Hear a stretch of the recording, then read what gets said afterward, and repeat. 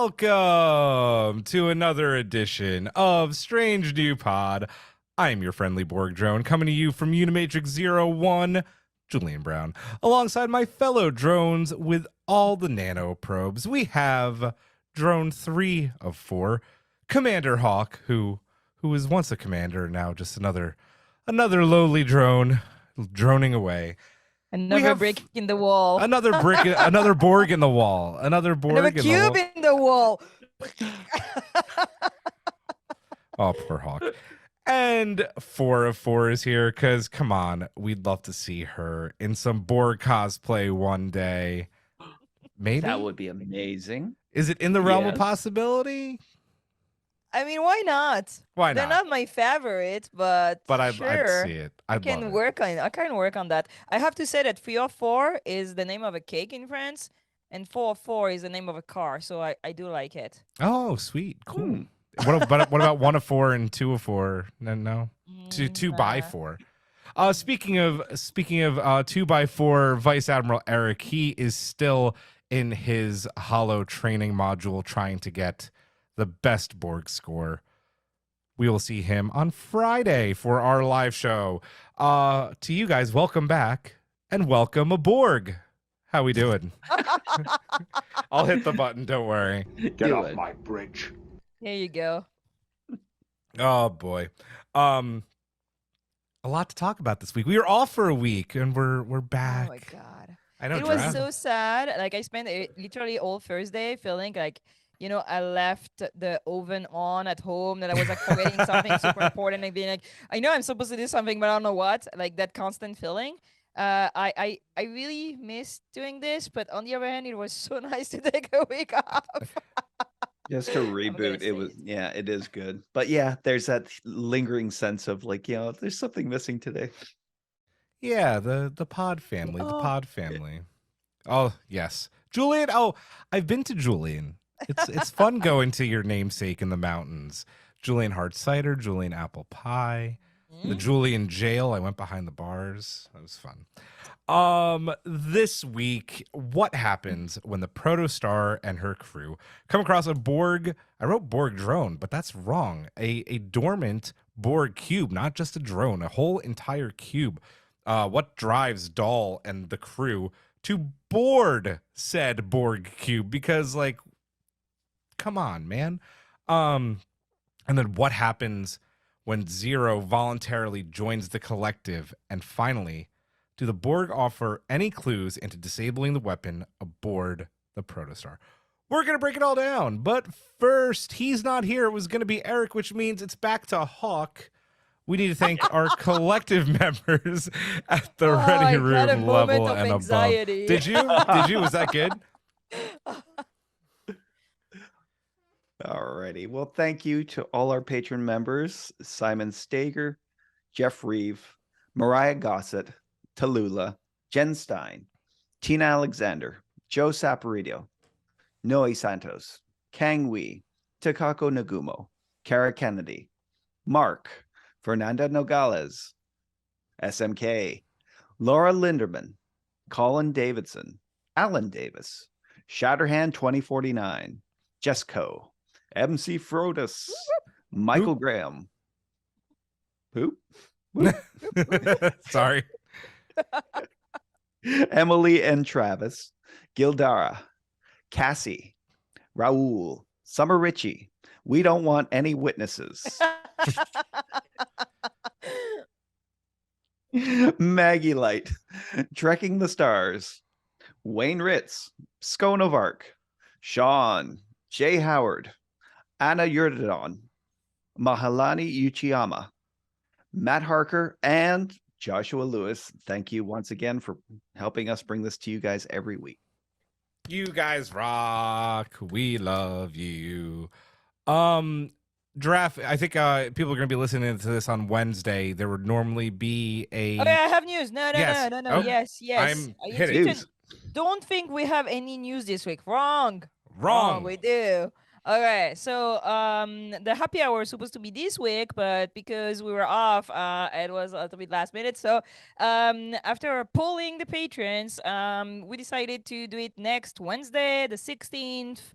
early, so I'm gonna drink early this Ooh, week Early again. drank. Early drank. Early Yeah. drinking. So 9 p.m. Eastern, 6 p.m. Pacific. If you are one of our patrons, I don't remember the level, but I think I think it's Cerritos level or above. I don't Cerritos and remember. above. I think it's Cerritos and above. Yes. Yeah. You'll receive the link on our Patreon. Please join us. I prepared a game. Oh. Oh yeah, there's gonna be some Oh. gambling going on, people, and not gambling. Is there Wait, latinum involved? there's totally Latinum and maybe some stickers involved. I don't know. We'll see. Yeah. Okay, I dig it. Yeah, All right. why all not? right. Yeah, prepare your cahoots. And oh, and I'm gonna be covering Los Angeles Comic Con for Strange New Pod. Woo-woo. Nice. Whoop. So I will see you in December. I think it's the first weekend of December. Yeah, it is the first weekend in December in Los Angeles at the convention center. Come say hi. She'll have stickers and all of the I things. will have stickers. Go get your Yeah. stickers. Go get your stickers. Any other news? Anybody good? Everything good? Everybody happy? We Yeah. appreciate you all staying active, chilling out, having fun on the Discord while we had our week off. You guys rock. Our Oh. collective's amazing. Yeah. What? We're doing a Secret Santa. A Secret special Santa. SNP Secret Santa. Year 2, second annual Secret Santa is live. A ton of people have already registered. So Just have to be on our Discord. No need to be a patron. Join, Yep. join us on our Discord. We have an Elfster. Elster. Yep. Yeah. Yeah, let's exchange fun Star Trek presents. Yeah. Exciting. Anything else? No. Good? Yes. We're good. Let's get ready for the strange new loop that Giraffe has no idea about yet. Let's go. I'm reading it right now. Reading it right now. And the question is there a Borg story that you haven't seen in Trek yet that you'd like to? What is that story and what would you tell? Oh, sorry. Would you tell it from the Borg point of view or Starfleet? Or maybe another Trek race? Who wants to go first? I'll give it a go. Okay. The only Borg story I really, would like to see that I don't think we'll ever be able to see is their origin story. Yes. Right? So obviously takes place from their point of view and that, but how many thousands of years does that go back? Yeah. So Yeah, like mysterious. how does a queen get established? How does the hive and the collective get? Sure. Yeah, are they Established. made like are they from another species that made the nanoprobe? Like what is this? That's an yeah. What was the first species that was infected by it? Then maybe it was I imagine it being like a race that created some sort of new AI and that they thought was going to help, turn their civilization around. Ends up probably getting, they were the first ones to be assimilated by it, by their own creation, and then Yep. it just Kind of Okay. a la the Orville. yeah, the Orville. Yep. Mhm. What are they? The The I cyborg forget- man. I don't forget the name remember. of them already. I'm watching Doctor Who lately, so Yeah. Oh, the Cybermen, It's, Daleks. Yeah. it's a soup. there's so many links between Cybermen and the Borg. It's kind of crazy, right? Yep. Yeah. Totally. Giraffe. What do you think? What do you got? I think we got so many things about the Borg. I have to say that I always wanted to see a positive collective, and then Picard gave us that. So I'm trying through, I'm going through my list of things I wanted to see about the Borg. I have to say that I really like when Borg are true horror. Yeah. Yeah. And I would like to see. I don't think we've seen that. We've seen that partially, but a real whole episode, not not with Starfleet, not of nothing, but of a civilization that is collapsing under the Borg, and from their point of view, and Yeah. until they're or maybe what happened with the Elorians. That's something I'd like to see. Oh, that would be great. Yeah. Yeah, That- what they're so happened? intertwined. They're so intertwined. That would be a great Mm. story. Yeah, so a story that with no Starfleet, just Yeah. Yeah. a tragedy Oh. kind of. That would be amazing seeing Yeah. it from the perspective of a race being just decimated by them. Yeah. Speaking of not getting it from any Starfleet perspective, let's mix two of our favorite things. Let's get the story of what, and we're going to talk about this later during our review of the episode, but what is theoretically this same Borg Cube from Let Sleeping Borg Lie. I would love to get the story of its confrontation with the Romulan ship that makes everything just go to crap on How board. did I? the- I didn't and- think about and this. I'm how ashamed. you should be. Well, hey, listen. I pick Auntie up your Rhonda? I Auntie pick up Rhonda? LT Rhonda. I pick up your Romulan slack because you know I love the Romulans too. So I'm here for you, Bay. I'm here for you. Yeah, Auntie Ramda, how she broke a goddamn Borg cube. Sorry, how she broke a Borg cube with her mind. I With want her to see mind. that. And you Yeah. know what? We bring it up, I think, every other show. That could be a Mm-hmm. short trek. It could be like a 3-episode miniseries. Lots of ways to tell that story. Could be really So fun. good. That would I be wonder if it's amazing. harder to assimilate a Vulcan, for example, or Romulan. Right. Or, like, I wonder if there's like actual like difficulties in assimilating people. Anyway, it's Yeah. getting weird. Hey, the Borg are weird and tell great stories. So those were all great answers. And you know who told a great story? It was Star Trek Prodigy this week. What an episode. We're going to get into it. It is our review of episode 112, Let Sleeping Borg Lie. And our order tonight will be Hawk, Girafe, followed by myself. Let's talk about the weapon and then making the decision to board the Borg. To board the Borg. There's going to be a lot of alliteration tonight, so Yeah, be prepared. exactly. Where's Brit when we need her? Where is Brit when we need her? We need you. Going back into the hollow recording, right, of what happened to Gwyn and the Diviner and Zero, the Diviner gives the details about this weapon that is hidden on the Protostar and how it'll destroy Starfleet within if any contact is made with what I believe is called the living construct. When they do finally find it in a deck that somehow Hollow Janeway had like no idea was aboard the ship, which lots of stuff going on with her memory engrams. Are gonna have to find out. When they do finally find it, it becomes clear that they can't just beam it into space or put it in the transporter buffer. They just can't get rid of it. There's a Battlestar Galactica joke in there. There is about airlocking it. Yeah, they literally said at one point like throw it out the airlock. I'm like, but then another ship would come and take it, and that would be bad news bears. So then when the Protostar comes across a dormant Borg cube, despite all of Janeway's warnings, they decide to board that cube looking for answers on how to possibly disarm the weapon because the Borg assimilate and they might have the answers. Thoughts on the decision to do this? Did Janeway push back enough? Hawk. The decision to enter the Borg Cube, it was the most logical choice that the kids had at the time. It was very reminiscent of the TNG's crew's decision when they first encountered the Borg Cube, and that they were arrogant, despite Guinan's warnings and that they still boarded it just because they thought it would be fair play and they wanted to explore and they wanted knowledge. The kids had their reasons, but they didn't have that foreknowledge, everything that had gone wrong and that, and all the encounters Starfleet had with the Borg and that. They didn't have that perspective on it. They knew that there was this, there was a species that could possibly solve the problem that they were encountering. They were in a dormant state. It seemed safe enough. Janeway not pushing back hard enough. Yeah. I don't know. I mean, I think this hologram Janeway, she's got all of Janeway's knowledge and experience in that, but again, not the emotional and psychological connections that she had to the Borg and that, if True. she had, she would have pushed back harder. So yeah, good point. I'm gonna be this person. I'm Yeah. really sorry. So I feel the story this week doesn't hold very well.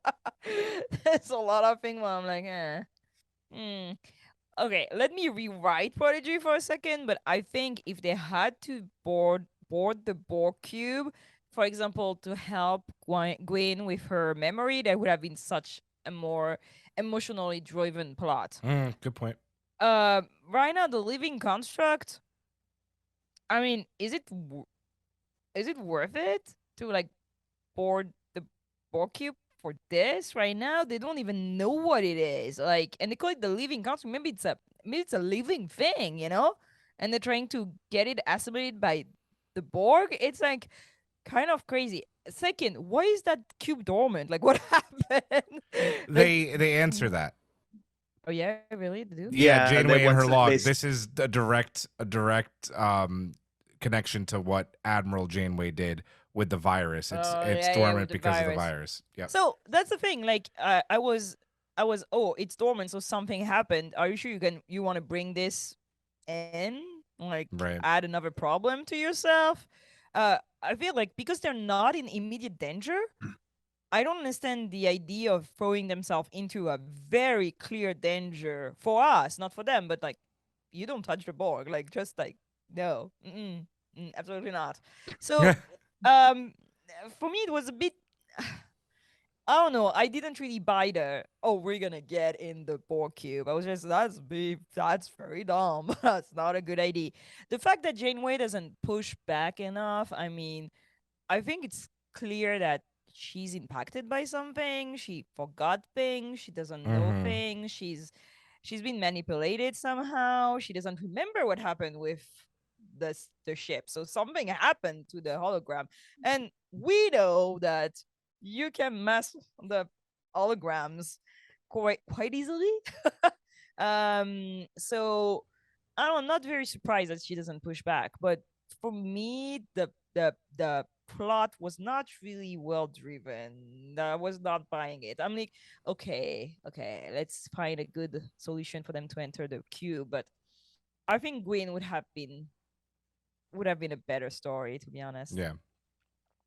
I personally loved it. The one thing that like did kind of, throw me off a little bit was like, I forget who says the line, but like Janeway literally wrote the book on the Borg. Her and Jean-Luc. So for her to be like, nope, nope, nope, I'm disabling the transporters. We're going to red alert, and we're gonna like transwarp away from here, is like says a lot, like to what Giraffe said. Like something is obviously impacting her ability to do more, because Captain Janeway and Admiral Janeway would just never let that happen, or they'd come up with a better plan. That being said, Hawk hit it right on the head. These are arrogant kids who have no idea who the Borg are. No idea.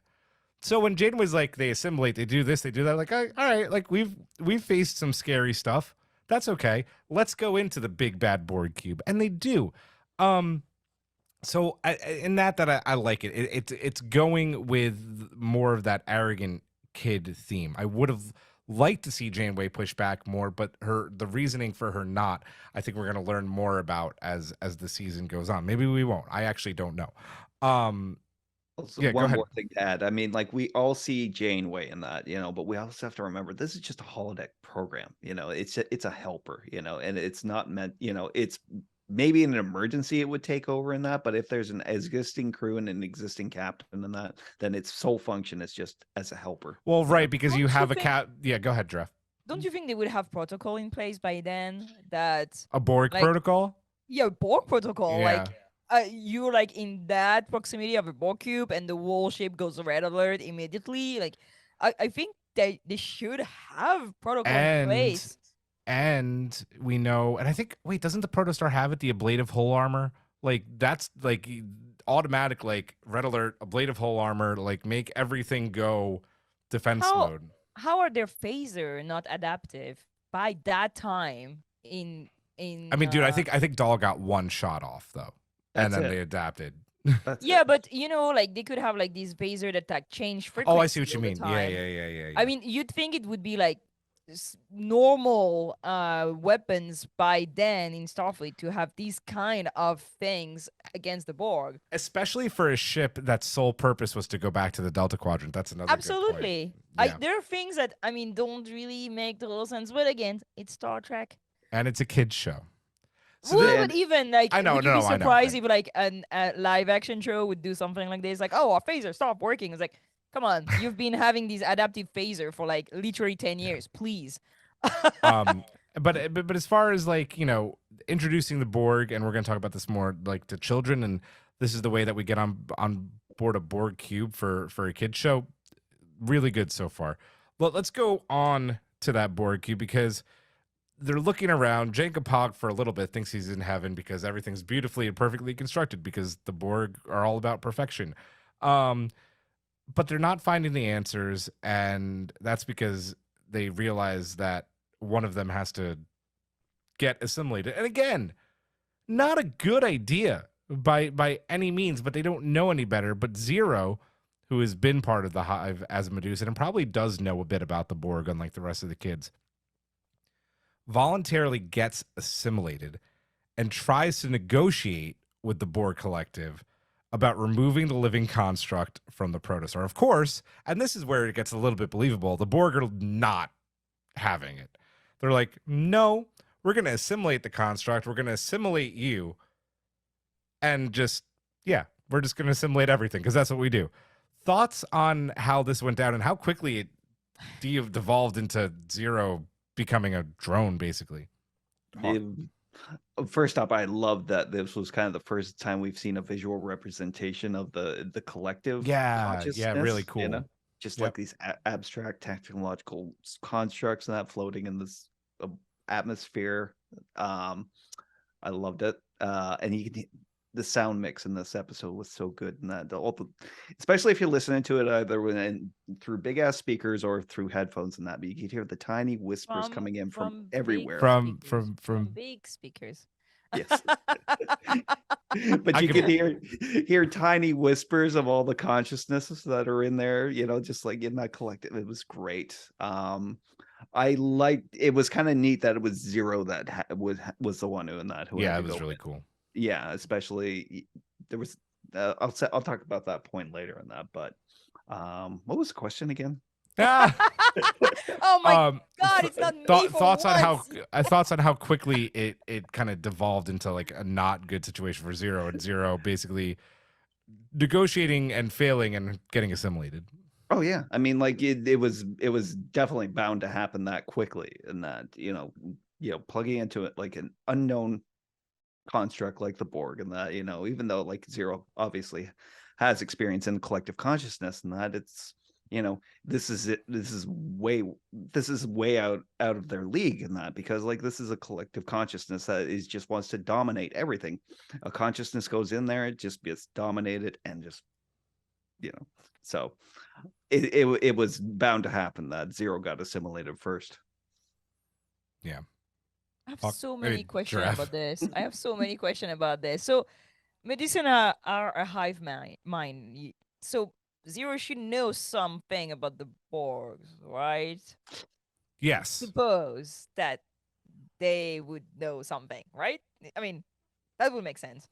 And the fact that they got assimilated so fast, I think, for me was perfect, because that shows the real, I don't know, brutality of the Borg. Yes. That it's impossible to resist them, and I really like that, like the way they spiral into their consciousness and just grab them and then assimilate them.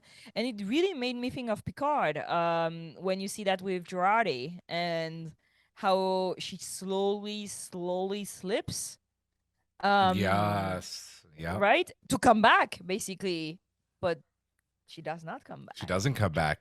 So Tricky with queen. Zero, who comes back, but are they back? Oh, okay. I didn't think about that.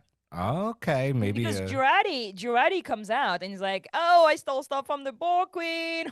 yeah. And then actually the Borg Queen is in her mind, right? And so Zero gets out. So we were talking about it, Julian. And I was complaining that, I mean, I know it's the next question. I'm going on the next question. That's all right. I mean, kind of. You're good. All right.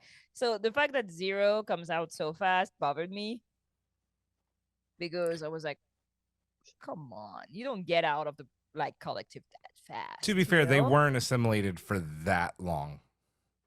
True. Neither was Girardi.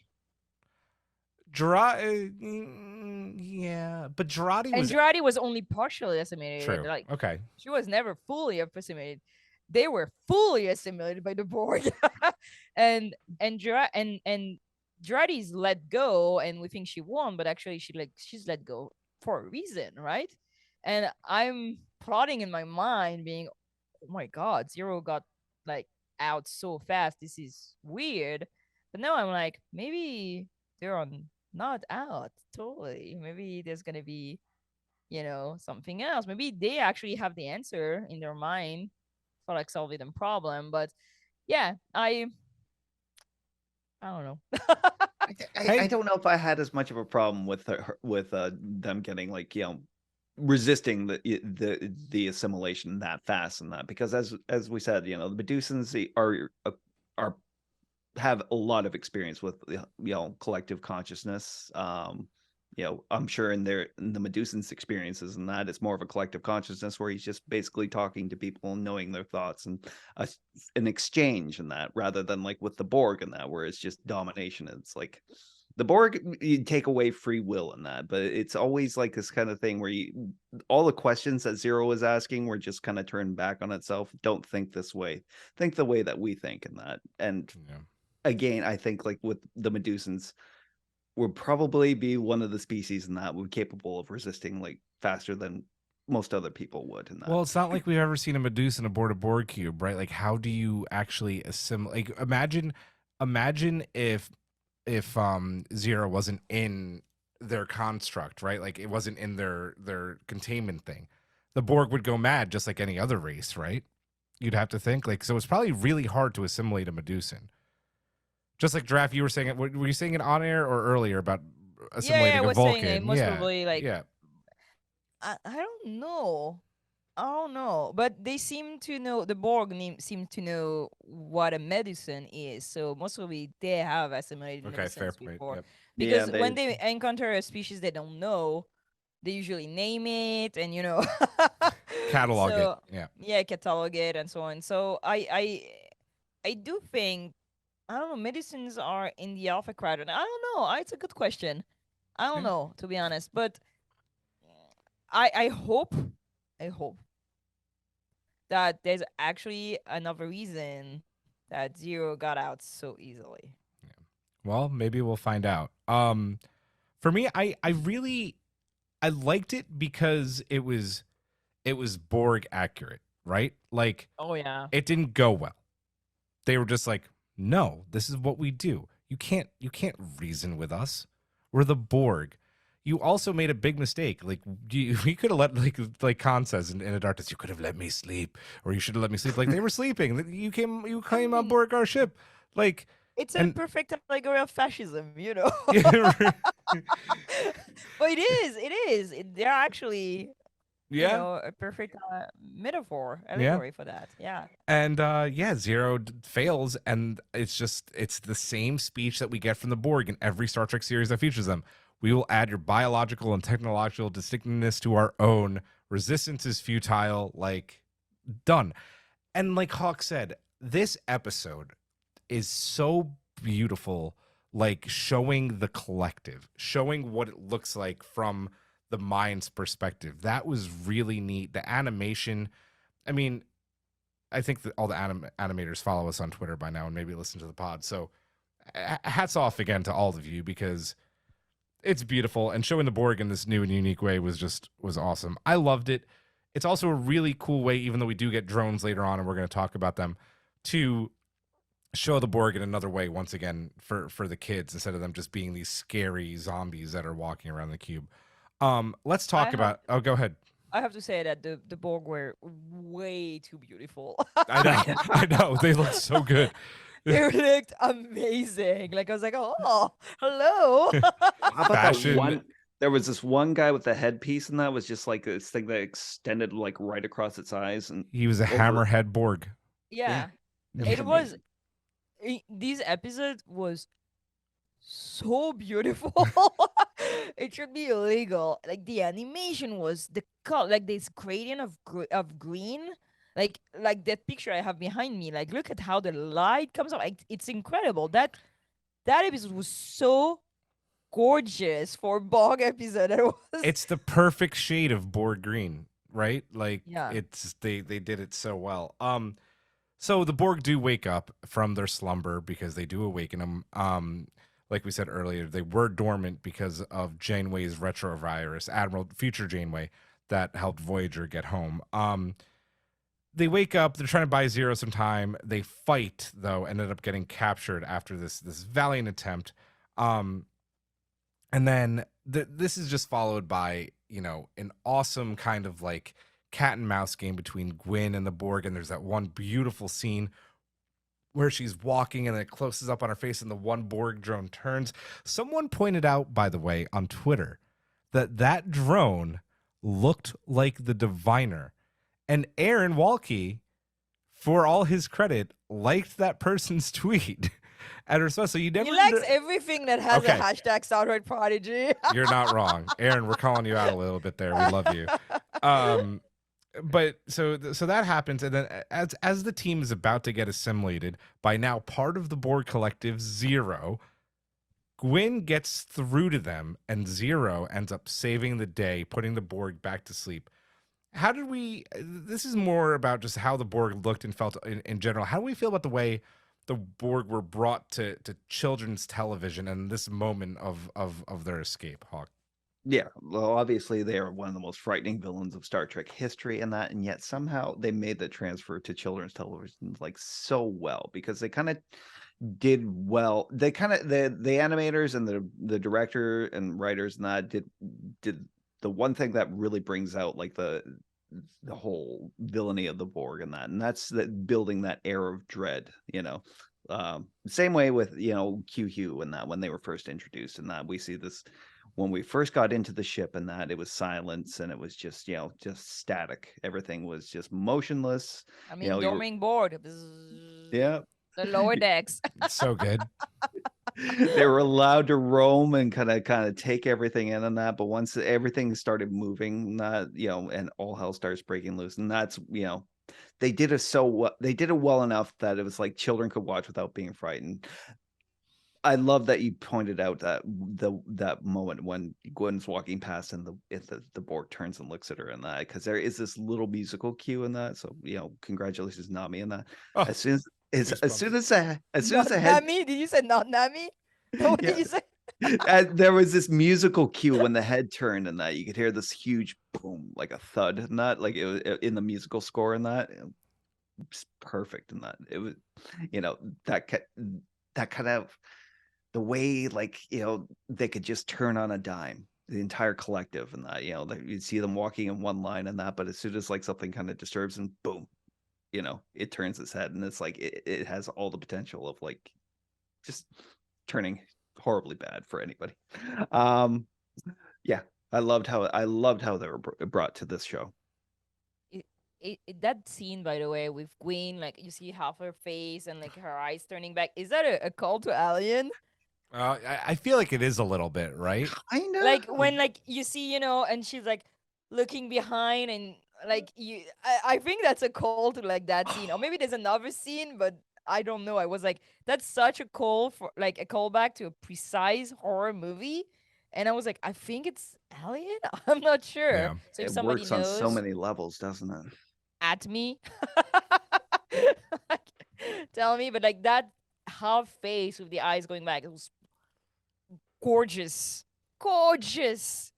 scenography. Like this whole episode, even if I'm not really on board with the story, I told you so. I'm like, It's all right. whatever. I think all the camera angle, the movement, the way, I don't know, all like this diagonal all the time, the way how the frame is cut or like shaken, is absolutely incredible. There's a lot of callback to classic shots from classic horror movies, and I think it's gorgeous. It's gorgeous episode for real. The way they draw the Borg is so accurate, and at the same time, when they wake up and you just see like that eye opening, it's like, oh. I mean, like you said, it's not very. It's okay for the kids. I was like, I find it very scary myself. I don't know, like these gray people. I mean, maybe because we know that these color gray for us references like death, a corpse. Maybe the kids don't get that, I suppose. Maybe. But this moment where the Borg like just awakes, and I mean, and we're traumatized by the Borg for like so many years of watching Star Trek, but We've been traumatized by them for decades now. So. Yeah, and the moment where the Borg turns on Gwyn and she keeps walking, I think this is terrifying. I mean, I think it stopped maybe lately on Picard with like the Borg Queen crawling around in the Oh, that Sirena. was so. Like, it was and very gorgeous and very scary. And I think their animation is again, Prodigy is most probably the most gorgeous Star Trek out there.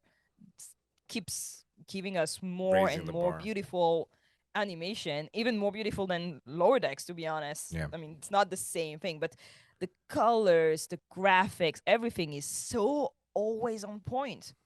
And I mean, I'm glad they got to do a Borg Cube.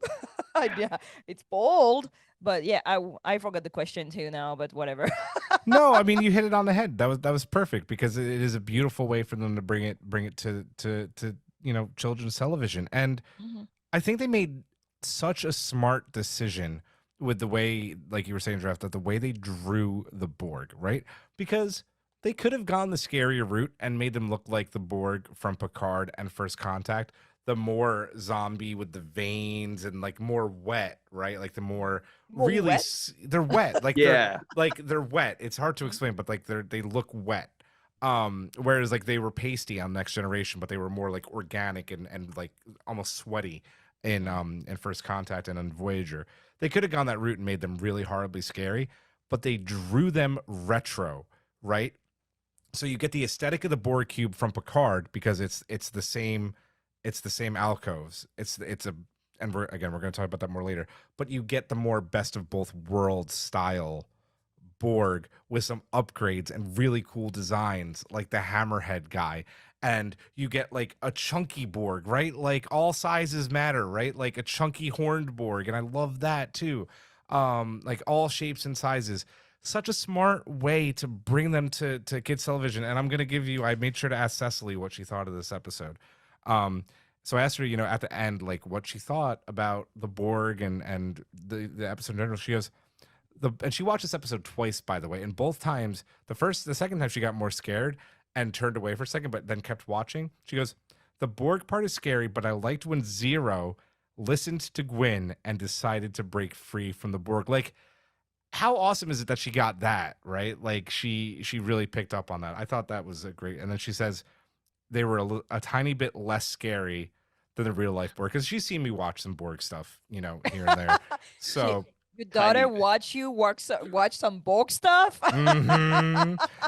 So she liked the episode, but it was scary, but it wasn't scary enough for her to like not be able to watch it again, and that's great. For the ending, it works, right? The power of love. That's how they get Locutus back. It's fine. Mhm. It works. I want more. I want more Borg and Prodigy is what I kind of am left with this. I think it. Oh, sorry. Go ahead, Hawk. Oh, sorry. Also, it was a great callback to Iborg in that one. Yes, Yeah. that's what I was gonna say. Yeah. Go Mhm. ahead. Yeah. No. Like it's a great callback, but I forgot what I was gonna say. Oh, damn. It was very smart, I swear. No, I was wondering that I think the episode sounds scary for us because first of all, we're literate in horror movies. So we see the cues, we see the camera angles, we see the colors, all that like triggers fight or flight responses in people who watch a lot of movies. I do think too that Star Trek has done a very good job at just ingraining the Borg as the ultimate villain and the uh mindless collective that you cannot reason with. And I think it's very nice to see that in Strange New World, you have the same question come up with the Borg, the Gorn. Yes. The idea Yep. that Pike wants to reason, like to talk with them and like maybe find a solution, and it's clearly shown that you can't find a solution with people who don't want to discuss. And I think it's bold that Prodigy went for for the Borg. To be honest, very bold. And nailed it, in my opinion. Like, Yeah. totally nailed it. I Yeah. think they did the best story they could do for kids with the Borg. Let's be honest. Yeah. Yep. We're gonna move very quickly to the very small little bit of B plot we got in this week's episode, or last week's episode, we should say now. With Janeway and her crew. and they have the diviner, right, who's sleeping. Really quick, just thoughts on how this might play out, and then getting to know, her crew a little bit more, kind of the grouchy doctor, the young chill ensign, the awesome Andorian first officer played by my man David Diggs. I love him. Nice. Quick thoughts on the B plot. There wasn't too much of it. Obviously, Yeah. standout was T Black and the disappointed look she had on her face. It's like Doctor's orders. I know this is kind of a different Janeway we're encountering right now. The crew, yeah, I like the crew and the doctor. I forget his name. The Tellarite doctor, Jason I can't remember. Alexander. Yeah. I'm like I need to see more of them. I don't know where they're going with the diviner plot in that. Obviously they found a way to wake him up and that, and analyzing that serum in his suit and that, and replicating it for him and that. So is the diviner still feeling the effects of like the encounter with Zero and that? Is his memory like intact, or because he obviously seems to remember parts, and that he has a mission and he has a daughter in that, and he's trying to save them, and obviously Janeway interprets that through like that lens of wanting to help and humanitarian needs and that, but obviously we know that there's something terrible going on, so can't really say too much about it right now, but we'll see how this develops. I think again the fun thing about Prodigy is watching it, like knowing all Star Trek, because I'm just here sitting on my couch eating my popcorn, waiting for Janeway to realize that the diviner is a big baddie and to fix him or airlock him, or I don't know, like do something very Janeway with it. So I'm just like, your days are counted, my man. You're in the hand of the person who went back in time to destroy the Borgs. You have no escape. Yeah. You're absolutely done. So I'm just here waiting. I like the crew, to be honest, because I think that's something we often see, the crew changing captain.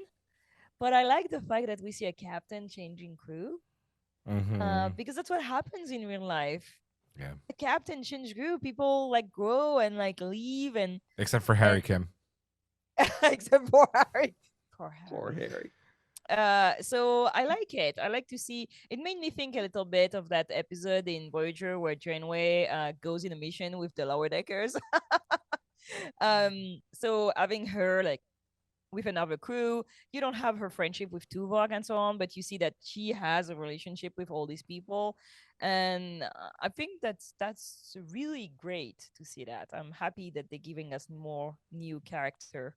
Yeah. And the boots. Oh, all the boots. You love those boots. The oh pink man. boots. Before we get into some final thoughts on the episode, I didn't have this planned until this article came out a couple of days ago over at Trek Movie. So all the props to them for putting this together, written by a combination of their editors. Titles Dark Star Trek Prodigy Theory about Zero connects the Borg from Voyager to Picard and beyond. So I'm just going to go through the timelines here real quick and ask you guys about if you think this is the same thing. In 2378, Admiral Janeway is in the Delta Quadrant with her counterpart, Captain Janeway, finds a way to get them home and releases this neurotoxin, this virus into the collective. Basically, neurologic. Sorry. No, you're good. I didn't mute. A neurologic, I can't say this, neurolytic pathogen that infects the collective. It completely wipes them out, and I know not wipes them out, but puts them into a pretty bad spot. And I think Seven and Picard at some point says they're not at the same power they once were, but are still a force to be reckoned with. But this happens. The Borg are in a bit of shambles. In 2384, so that's what, 6 years later? Yeah.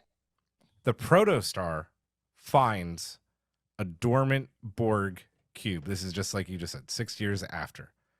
So this Borg is dark. This cube is dark. We find out Can I why. guess what you're gonna say after that? Zero woke up the Borg, and that's why Picard is like fighting the Borg. Well, that's exactly it. No. That's Yeah. exactly what happened. So Yeah. Zero's assimilation reawakens the Borg from after what Janeway's done, right? In 2384. So because of Zero at the end of this episode, though, the cube does go dormant again, but not in the same way that it was when Janeway's virus took went into the collective. Zero even said that they could not, hold it for long. They say I lured them into a dormant state, but it won't hold for long. Then in the 2380s, so we don't know when in the 2380s, but it is the 2380s. This is where it gets interesting. A Borg cube assimilates a Romulan ship.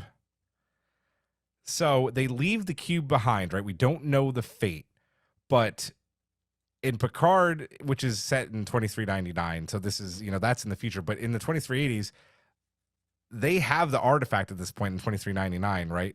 Yep. This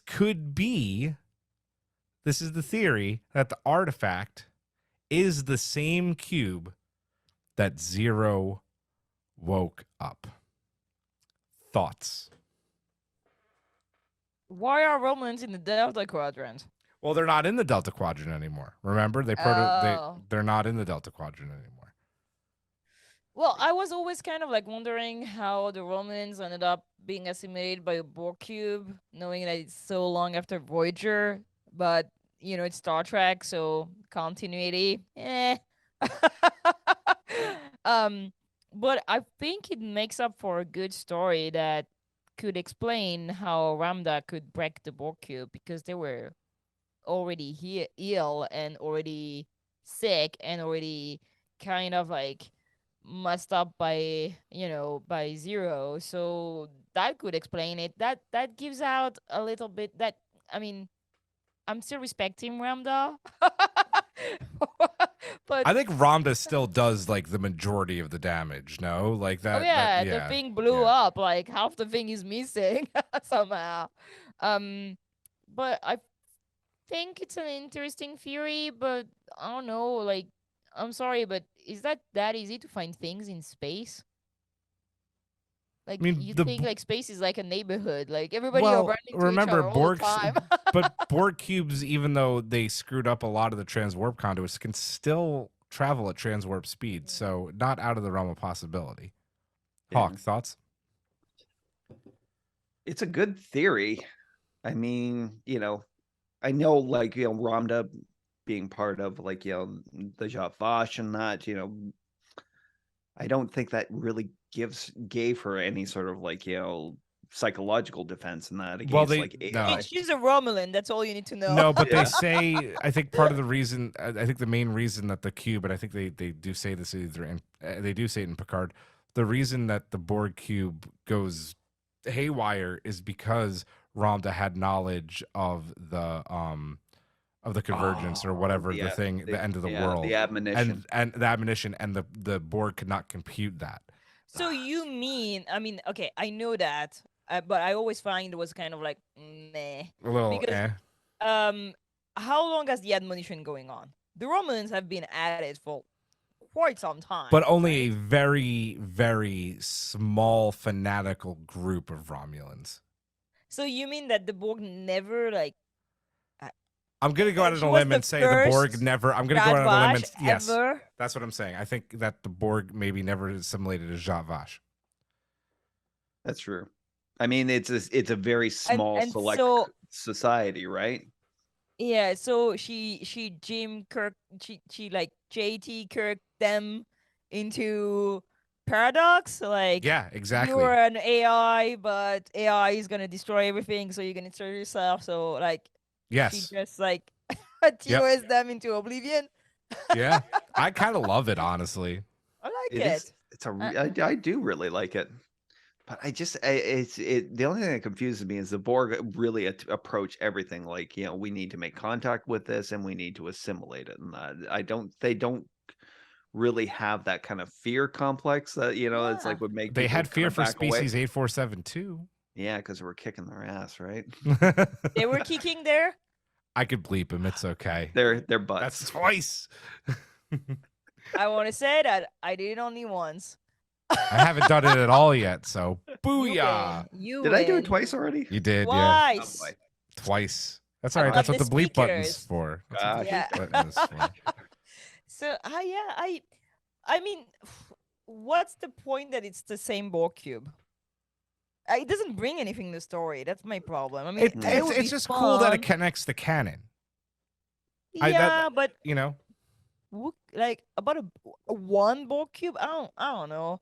I mean, sure, I do think that it's cool and it's a nice little wink, but the article goes into more that that being the theory and the ramifications of that theory, right? That you could say that because Zero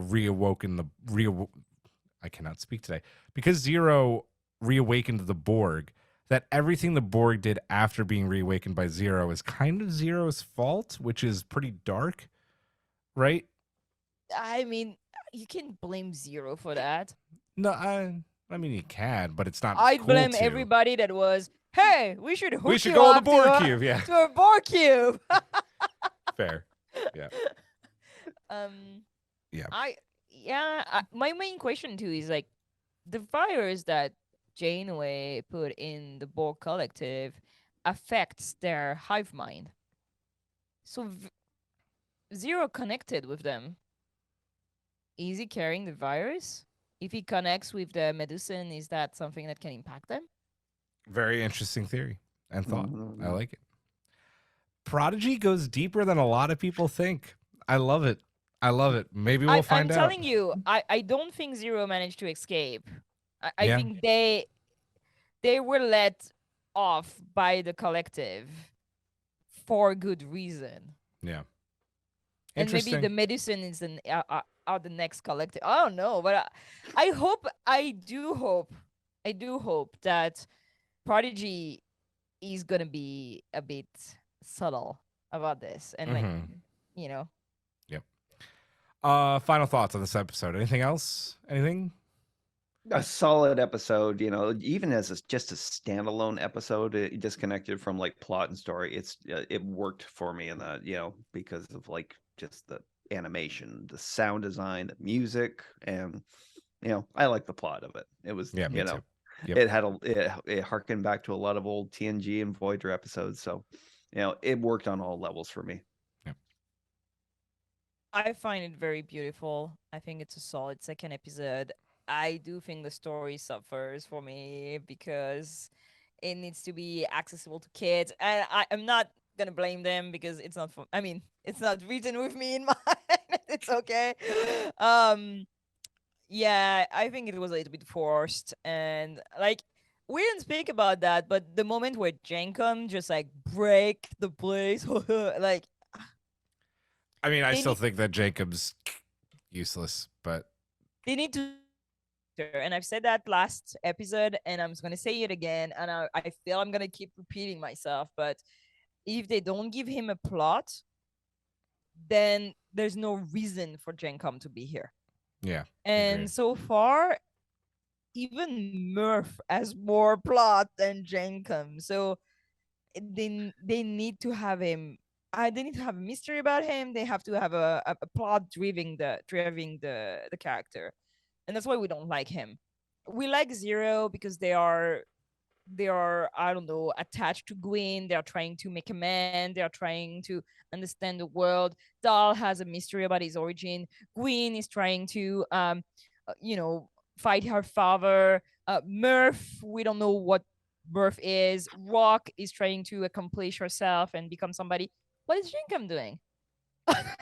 Yeah, Jacob's just there. Taking up space and replicator rations. And they have an awesome actor playing I know. Jinkum, please. So yeah, I think it's a gorgeous episode, very beautiful. That the animation team really knows what they're doing. I didn't like the story so much, but it's me. That's all right. Let's get into the Easter egg hunt, guys. Anything before we go off the ones on my list? The Borgs, I don't know. The Borg, right? The Borg. Yeah. Like I said, we already covered the Yeah, the whole neurolytic pathogen and we covered little references here. Iborg. Other than that, no real Easter eggs stood out to me. So Let me think. No, All right. nothing. When they're fighting the Borg, like hand to hand, Gwyn's fretwork, she turns it into a batleth, which is awesome. Just really cool little moment there. We've already mentioned this, talked about it a little bit, but the Borg alcoves and overall design of the cube is right out of Picard season 1. Yeah. But the actual look of the Borg drones themselves was, like I said, reminiscent of the TNG era, not that first contact Voyager look. Nami just not even hiding it this week with the Kelvin verse hardcore music when they depart the Borg with the dun dun dun dun dun dun. I was like, all right, Oh Nami, yeah, we hear you. yeah. We hear you. We love it. It's amazing, the score. So good. Let's rate this one out of 10 nanoprobes. Hawk. I'm gonna go 10 out of 10 on this one. I love this. I love rewatching it. It's like I said, so gorgeous. Music's great. Just a fantastic episode of Prodigy. Draft.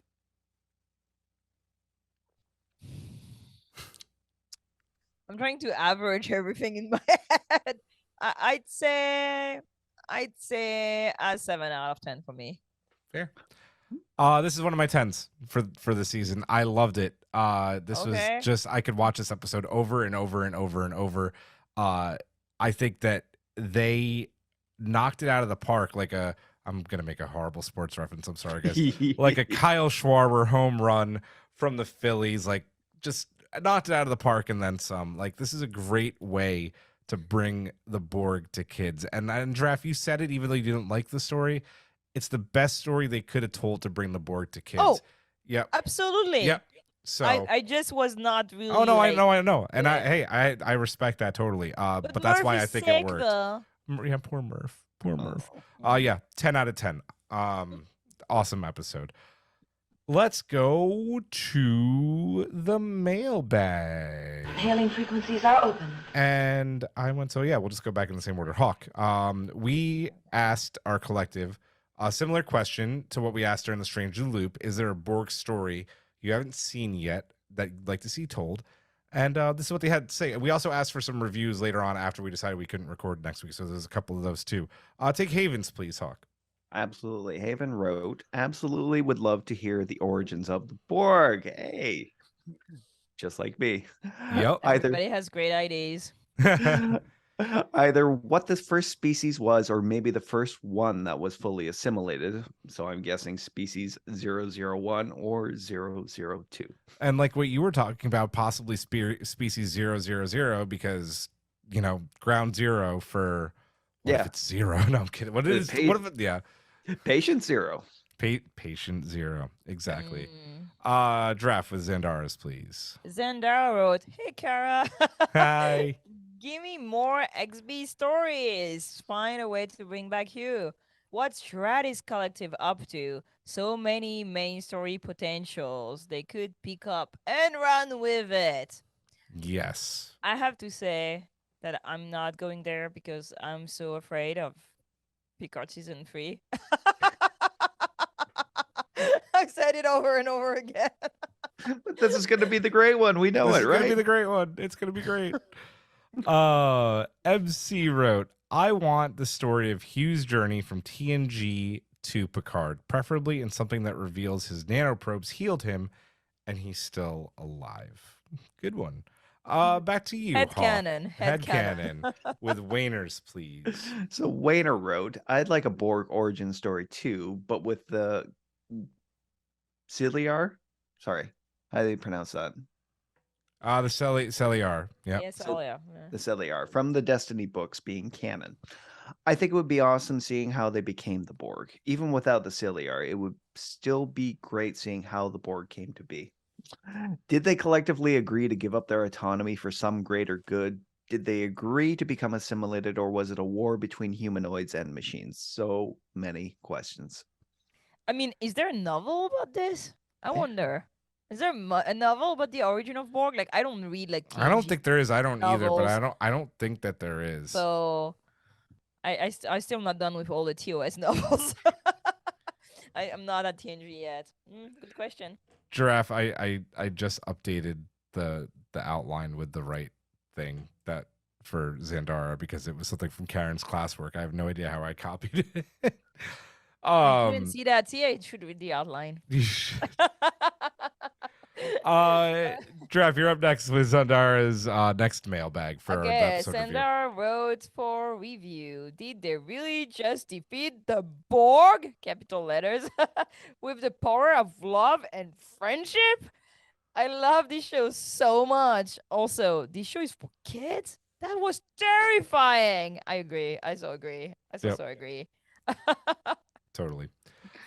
I'm gonna take it home with Jesco's. This was a fun little episode, and I did prefer to last week's. Overall, I'm enjoying seeing Zero go through their little journey of self-discovery. And Gwen's speech was exactly what he needed to hear. The comedy in this episode was also great. I'm glad they're giving Jenka more than fart jokes to work with.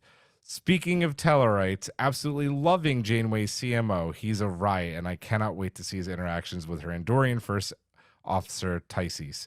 Overall, I'm interested to see where this plot with the living weapon inside the ship goes, and I'm anxious to learn more about both Janeways and their crews.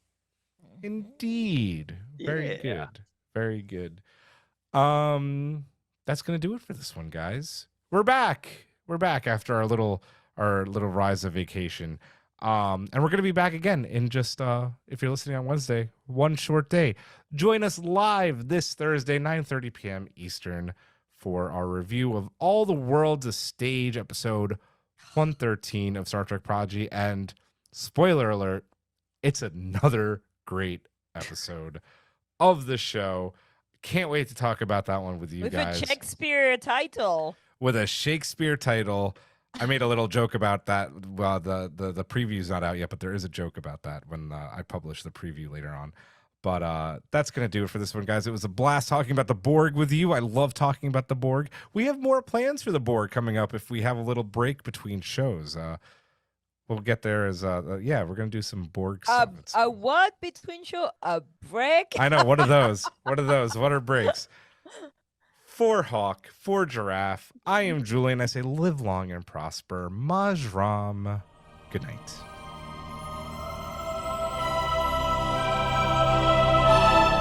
Thanks for beaming into our podcast today. If you want to keep the hailing frequencies open, you can subscribe on Apple and Google Podcasts, YouTube, and Spotify. Like what you hear? Put in a good word with Starfleet and leave us a 5-star review.